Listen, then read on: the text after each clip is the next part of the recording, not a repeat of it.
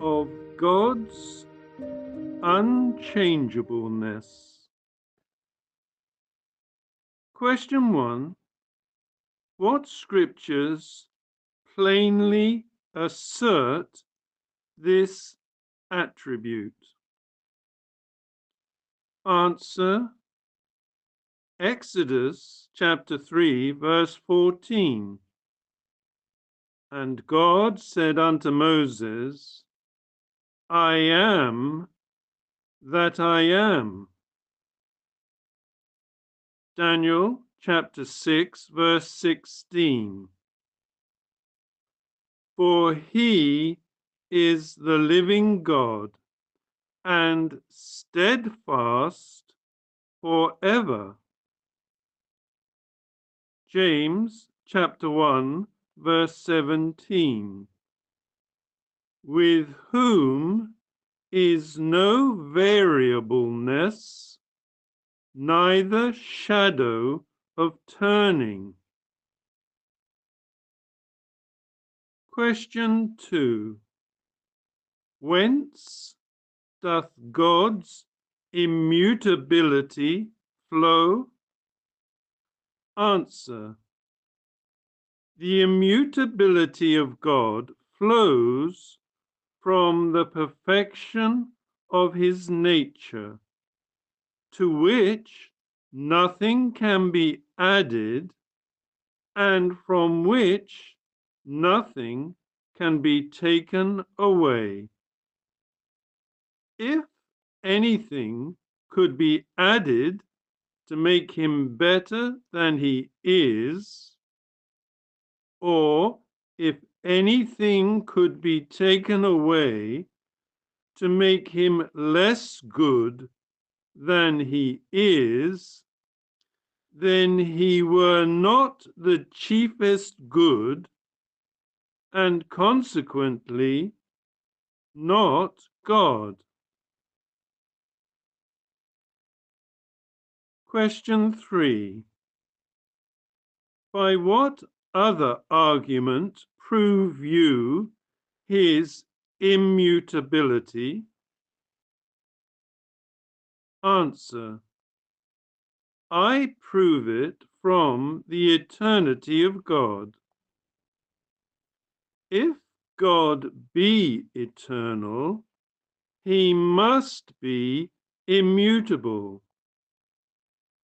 For if he change by addition of something to him he had not before, then there is something in God which he had not from eternity.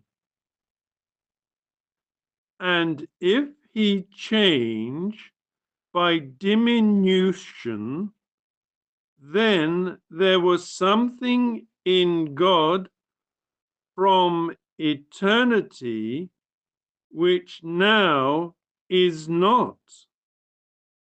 But from everlasting to everlasting, he is the same God, and therefore changeth not.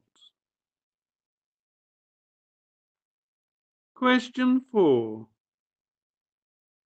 But it is said God repents, and repentance is a change.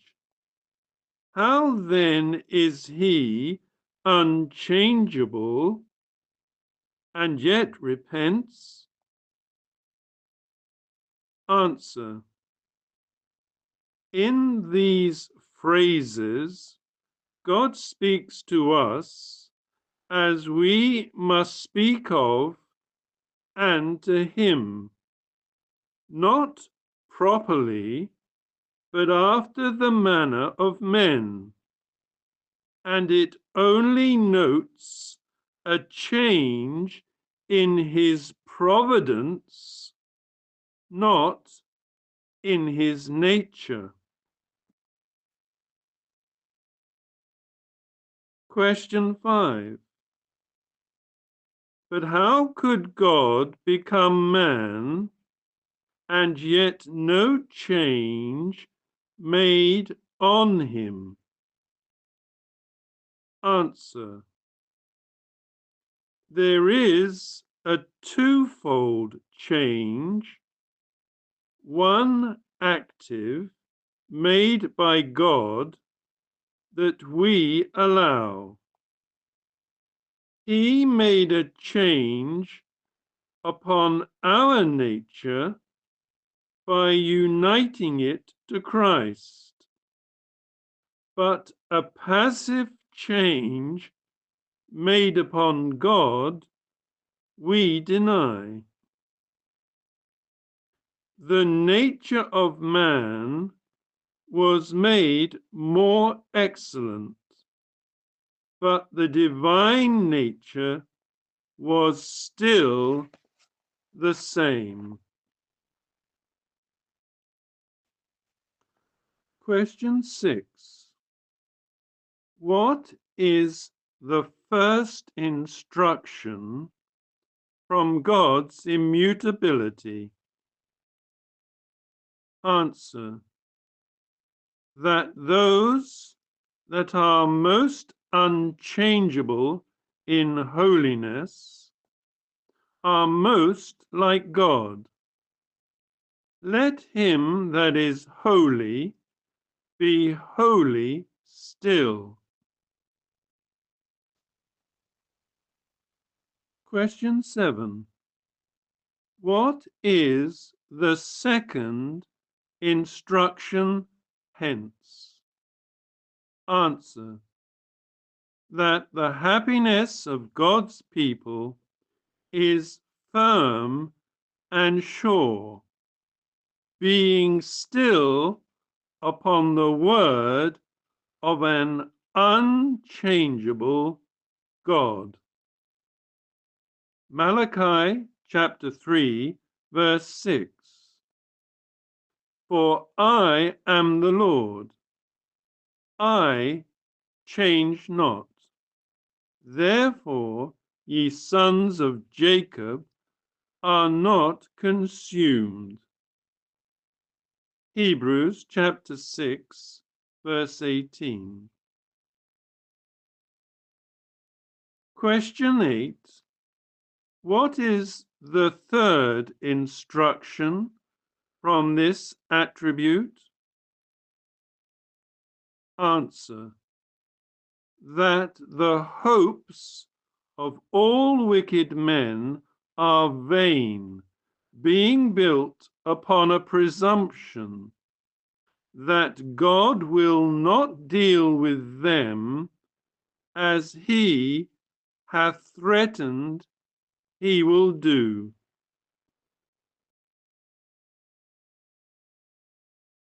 Question 9.